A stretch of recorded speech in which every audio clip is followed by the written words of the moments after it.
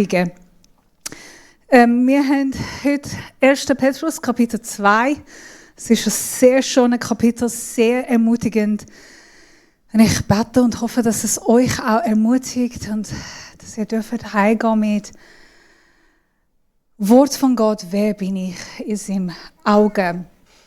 Was sagt Gott über mich?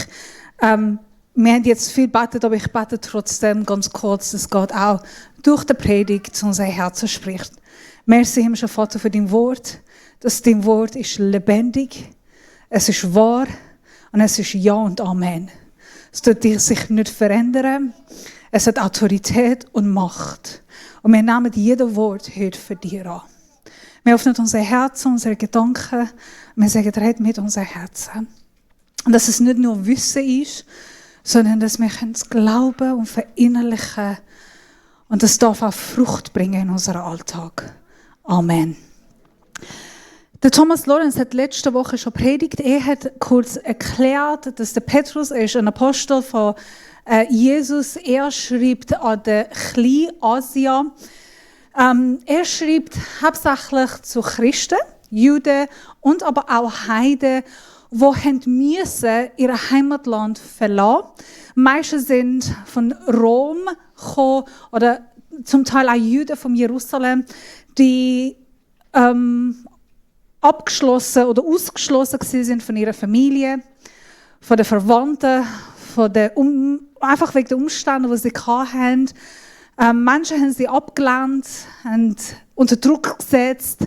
Es war so im Rom, eigentlich vor dem, dass der Nero Emperor geworden ist und die Verfolgung hat richtig zugenommen, haben schon Menschen nur die Christen wahrgenommen, haben nicht mehr mit den Christen sind, eingekauft oder ihnen etwas verkauft.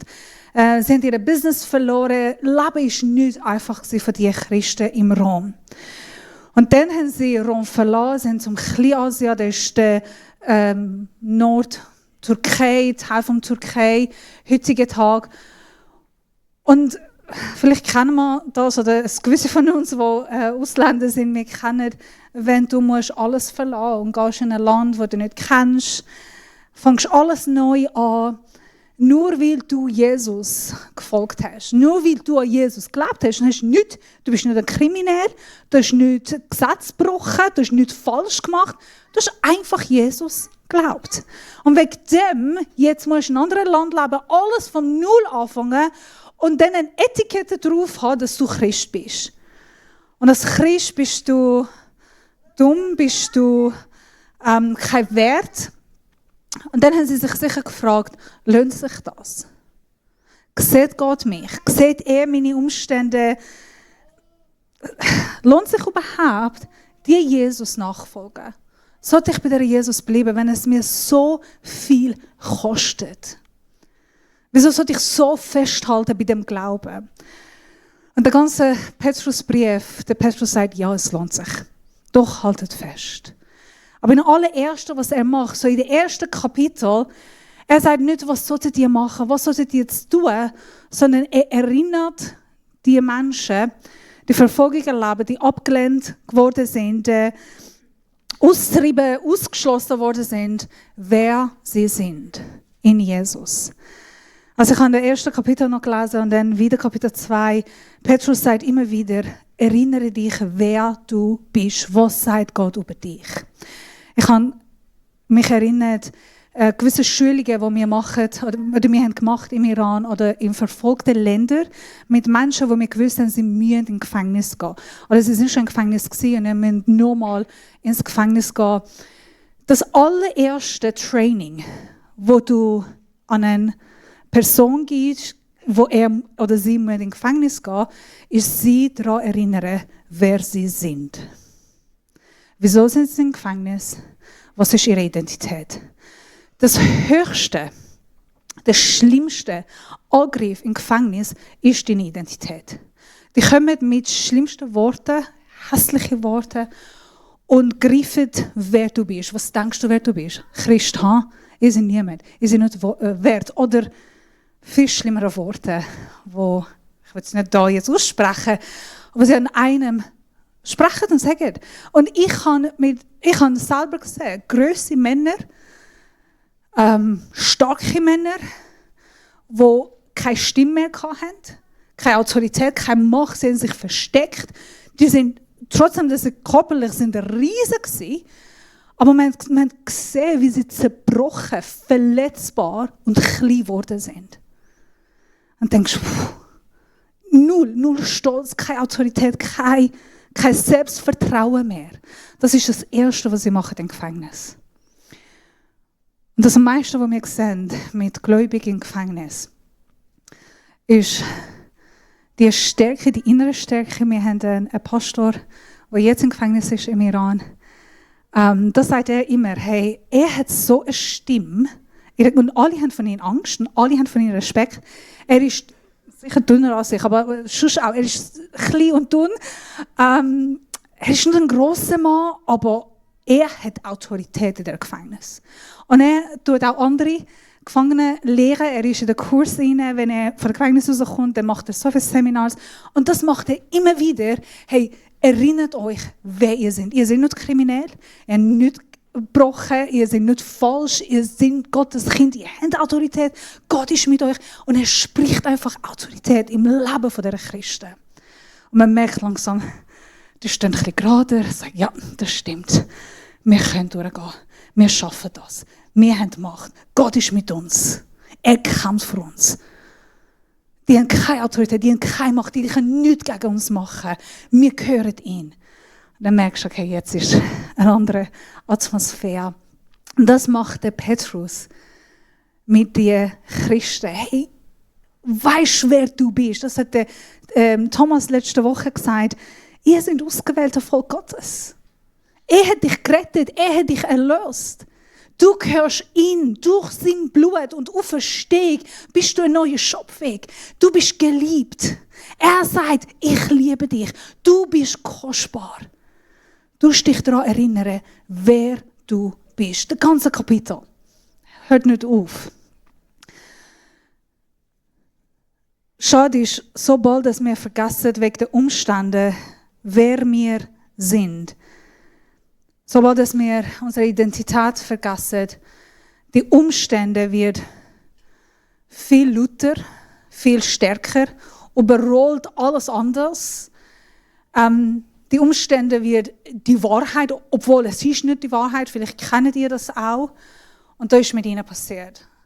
Und manchmal, wir vergessen auch, wer wir sind und dann kommen all die Stress und finanzielle Druck und Konflikt, weiss nicht was, im Alltag, und dann wir gehen in den alten Muster, die wir hatten. Im Bitter sein, hässig sein, neidisch sein, anfangen uns zu vergleichen mit anderen Menschen.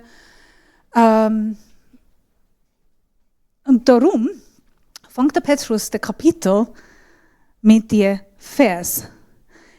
Mögt euch erinnern, wer ihr seid in Christus. Und dann sagt er, darum legt alle Bösheit und allen Betrug ab, alle Heuchelei, allen Neid und allen Verleumdung. Die Liste hört da nicht auf. Du kannst selber die Liste ein bisschen noch dazu schreiben, was ist wahr für dich. Er bringt es, ich habe, by the way, kein Bibelvers heute, habe ich von Thomas mal kopiert, mache ich einen Gottesdienst und einen Bibelvers und schaue ich, wie konzentriert bleiben wir. Ihr dürft auch mal eure Bibel rausnehmen oder Handys rausnehmen und dann selber noch schauen. Ich lese von NGÜ. Darum, weil ihr geliebtes Kinder Gottes sind, weil eure Identität ist in Jesus, weil ihr solltet eigentlich Gott widerspiegeln, da wo ihr seid. Wir gehören dann zu ihm, geht dann nicht zurück zu euren alten Muster. Fängt euch nicht mit anderen Menschen vergleichen. Sind denn nicht neidisch, aber sie haben es besser, aber wir haben das gehabt und jetzt haben wir nicht. Sind denn nicht bitter, werdet das nicht, weil ihr seid anders. Hört auf mit dem alten Muster, mit dem alten Mensch, wo ihr gewesen sind, wo eigentlich Gott euch befreit hat. Und dann sagt er, aber wie? Wie kann ich das machen? Wie schaffe ich das? Petrus sagt, hey, bemüht euch. Gebt euch noch mehr Effort. Ihr schafft, ihr könnt das. Bemüht euch noch mehr. Leistet euch noch mehr. Nein, er sagt, genauso wie Kind, genau wie ein neugeborenes Kind auf Muttermilch begierig ist, solltet ihr auf Gottes Wort begierig sein. Auf diese unverfälschte Milch, durch die ihr heranwächst, bis das Ziel eurer endgültigen Rettung erreicht ist. Ein neues geborenes Kind. Ich habe noch, vielleicht in 3 Wochen, werde ich die Erfahrung haben und werde ich sehen, aber also mit meinem Auge habe ich schon gesehen, ein neugeborenes Kind, wie es Milch begehrt. Das neues geborene Kind musst du nicht sagen, du musst Milch trinken. Oder musst du nicht beibringen, dass sie überhaupt Milch brauchen. Korrigiert mich alle Mütter, wie das Kind kommt raus und dann suchst du schon die Milch.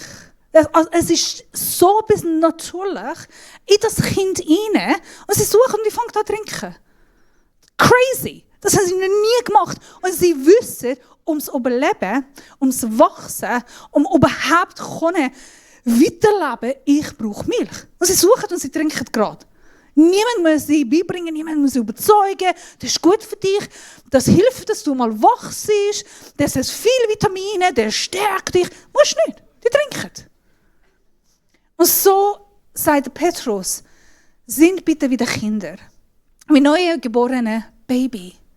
Trinken und begehren das Wort Gottes. Wir können nicht sagen, ja, das Wort Gottes ist halt, weißt, ich liebe Predigten hören. Ich liebe mal Worship machen. Das ist mal mir besser. Schön. Das darf auch sein. Das soll auch sein. Aber nichts kann Wort Gottes ersetzen. Das ist nicht ersetzbar. Wir müssen in dem Wort, in der Wahrheit wachsen. Der Petrus sagt, da unverfälschtes Milch oder geistliches Milch. Oder wir können sogar sagen, das Wort Logos, die Wahrheit, das Wort, nicht verdünntes Milch. Damals war oft so, dass sie Milch mit Wasser verdünnt, damit sie besser verkaufen können. Oder noch mehr von dem verkaufen, und mehr Geld verdienen. Und dann hast du, ich glaube, man weiß, wenn Milch und Wasser verdünnt ist. Und der Petrus nimmt das Wort, das verdünnte Milch oder das nicht verdünnte Milch, das nicht verfälschte Milch, das, was rein ist, was verfälschte. Danke. Das hilft. Merci vielmals. Hey, ihr dürft mich jederzeit, by the way, korrigieren. Ich werde nicht hässig. Ich lerne auch, wenn ich selber predige. Nicht verfälschte Milch ist das Wort, wo nicht, oder Wort Gottes, wo nicht auch verfälscht worden ist von der Welt. Das Wort, wo rein ist. Jetzt damals, sie hatten keine Bibel gehabt, wie wir haben. Sie hatten das Alte Testament gehabt, ja, aber sie haben nicht das Neue Testament gehabt. So, was sagt der Petrus? Welches Wort ist das? Die Bibel? Auf was geht er? Schon im ersten Kapitel hat er gesagt, ihr seid also durch das lebendige und ewige Wort Gottes neue Leben bekommen. In Vers 25 sagt er, dieses Wort ist die gute Nachricht, die euch verkündet worden ist. Haltet auf das, was ihr schon gehört habt. Das, was ihr empfangen habt. Die Evangelium, die Wahrheit, die euch gegeben worden ist. Und nicht das, was ihr jetzt hört. Nicht die Umstände, nicht die Lüge, was jetzt euch unterhaltet bei der Wahrheit, bei dem Evangelium, was wir euch gesagt haben. Wer Jesus ist und das, was ich euch sage, das ist wahr. Haltet bei dem. Mit was tun wir oft unsere Seele ernähren? Wir haben halt die Privileg, wir haben die Bibel, sie haben es damals nicht gehabt. Wir sollten viel besser unterwegs sein als die ersten Gläubigen eigentlich. Wir haben Geist Gottes, der in uns wohnt. Wir haben Wort Gottes, der uns die Wahrheit spricht. Und leider, die Welt, die wir haben, wir haben so viel Wahrheit und wir haben so viele Sachen, die heutige Tag wird uns gesagt oder nährt uns und gewisse von denen sind wahr, gewisse nicht. Gewisse halb, so wie Die Welt, die sagt, glaub einfach auf dich selber. Einfach vertraue dich selber. Ja, stimmt, aber find deine eigene Wahrheit. Such und find deine eigene Wahrheit. Mach das, was dich glücklich macht. Das zählt. Hauptsächlich bist du glücklich. Lass dir von niemandem sagen, wer du bist. Ja, es stimmt. Also alles, ja, es hat Wahrheit drin. Es ist nicht falsch.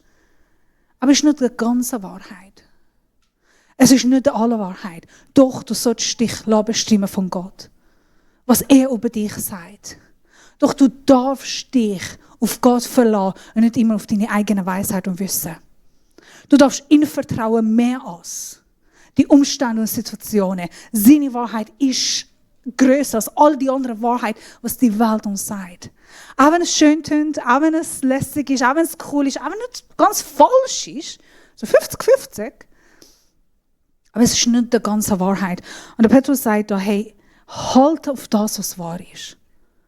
Halt auf das, was Gott dir sagt. Auf das, was er über dich und deine Umstände spricht. Baue dein Leben auf ihn. Dann geht er weiter und sagt, kommt zu ihm. Er ist jener lebendige Stein, den die Menschen für unbrauchbar erklärten, aber den Gott selbst ausgewählt hat und der in seinen Augen von unschätzbarem Wert ist. Lasst euch selbst, nein, ich bleibe noch kurz bei dem. Kann man noch nächste Folie haben? Ich habe im Google kurz geschaut, der Eckstein, wo der Petrus vom Tempel spricht, er redet über den Tempel, er zitiert eigentlich Psalm 118, er zitiert viel vom Alten Testament in dieser einen Kapitel. Und ich habe mal geschaut, so wie schwer ist der Eckstein oder wie sieht es aus. Es gibt nicht nur ein Eckstein, by the way. Es gibt verschiedene, je nach Orten.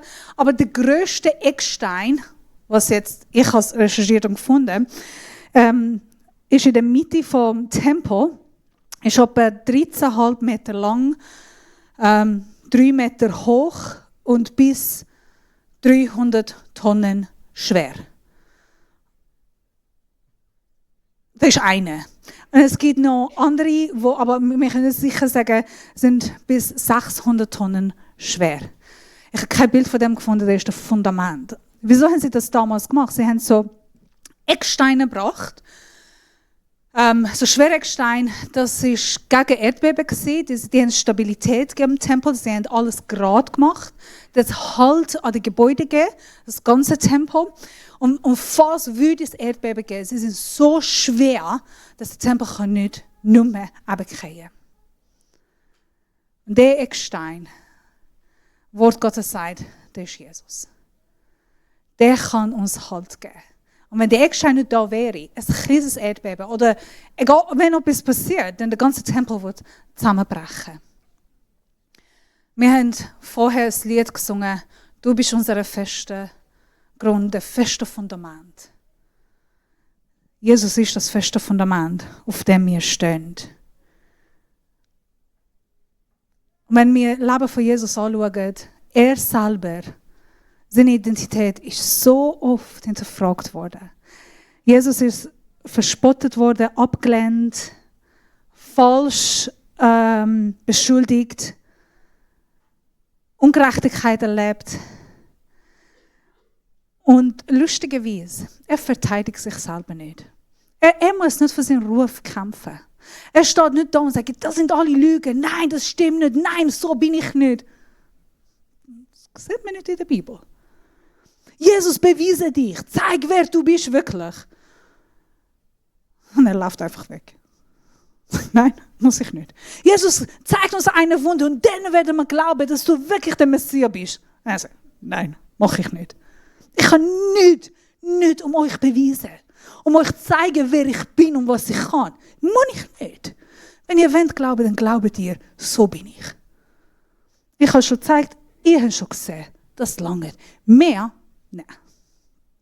Aber Jesus, komm, verteidige dich, zeig, wer du bist. Bist du wirklich der Messias? Jesus, voll easy. Das hast du gesagt. Ja. Wieso? Weil von Anfang an, von seiner Taufe bis zum Kreuz, Gott hat seine Identität gestärkt. Gott hat ihm gesagt, du bist mein geliebter Sohn. Ich habe Freude an dich. Ich liebe dich. Und das hat der Gott ständig mit Jesus gemacht. Und wenn Jesus das gebraucht hat, wie viel mehr du und ich, wir brauchen das. Bestätigung von Gott. Der sagt, hey, ich liebe dich, du bist mir kostbar, du bist mir wichtig. Egal welche Umstände, ich stehe bei dir, ich kämpfe für dich. Du musst nicht für deinen eigenen Ruf kämpfen, ich bin da. Hey, jeder von uns braucht das von Gott. Und Jesus hat es täglich gebraucht.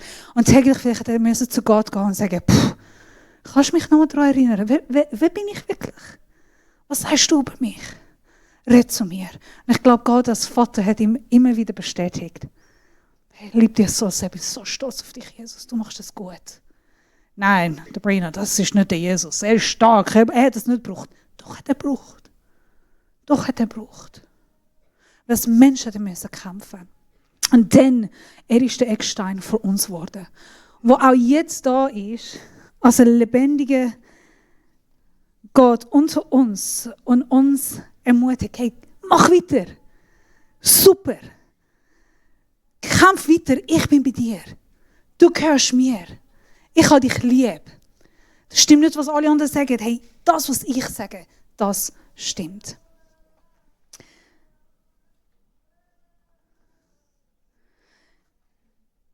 Lasst euch selbst als lebendiger Stein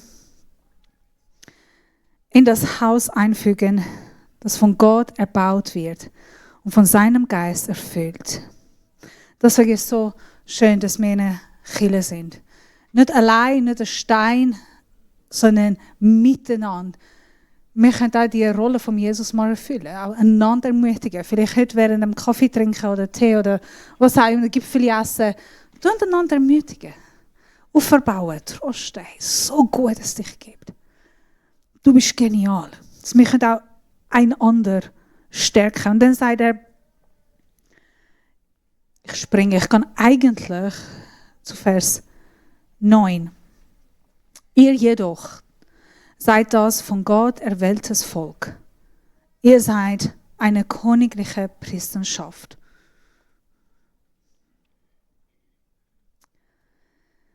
Eine heilige Nation, ein Volk, das ihm allein gehört und den Auftrag hat, seine großen Taten zu verkünden. Die Taten dessen, der euch aus der Finsternis in sein wunderbares Licht gerufen hat.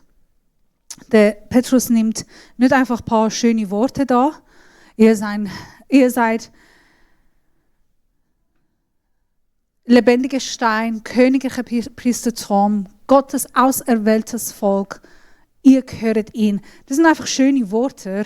Der Petrus geht in Alten Testament. Er nimmt vom 1. Mose 19, 2. Mose 19, vom Hosea 2, 23.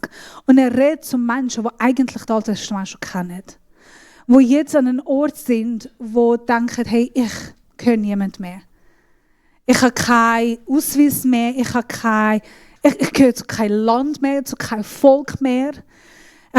Ich bin nur mehr Jude, aber auch, ich weiß nicht, wer bin ich. Und der Petrus schreibt zu Menschen, die vielleicht das auch wirklich haben, braucht zu hören. Du bist Priester. Um ein Opfer zu bringen. Gottes ausgewähltes Volk. Er hat dich ausgewählt. Du gehörst ihn. Du bist heilig. Um was machen?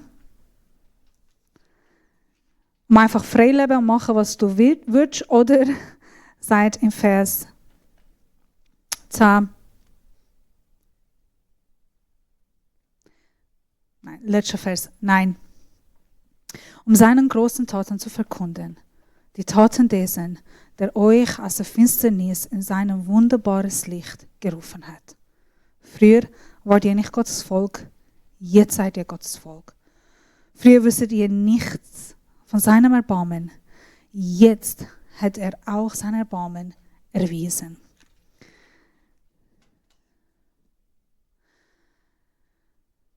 Er hat uns nicht einfach rausgerufen, um dass wir machen können, was wir wollen, sondern damit wir können durch die Identität Gottes Licht widerspiegeln. In der Finsternis, da wo wir sind. So wie wir sind.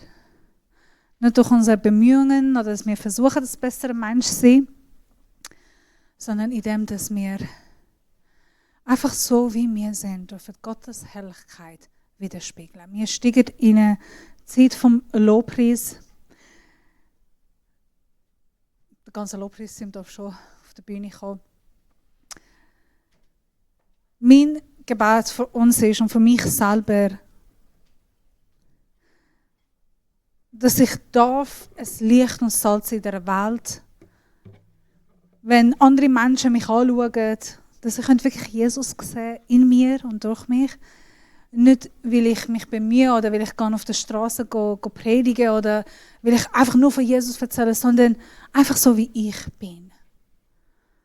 Und das ist nur dann möglich, wenn meine Identität wird immer wieder bestätigt und bestimmt von der Gott, der mich gemacht hat, der eigentlich mich durch und durch kennt. Wenn ich erfüllt bin von dieser Liebe vom Himmel. Ich möchte mit uns beten und dann steigen wir in Lobpreis. Himmlischer Vater, danke für die Berufung. Danke, dass du jeden von uns ausgewählt hast. Danke für deine Wirken in unserem Leben, in meinem Leben. Und ich bitte, Herr, sag uns täglich, wer wir sind. Wie du uns siehst. Unsere Identität. Durch den Bund, den du mit uns geschlossen hast. Wir wollen immer mehr wachsen in unserer Identität in dir, Jesus. Mit dem Wort, mit der Wahrheit. Und nicht das, was die Welt über uns sagt. Wir wollen die Stimme hören. Und einfach durch deine Autorität und Macht leben. Und danke dafür, dass du das täglich mit uns machst. Merci für dein Wort. Amen.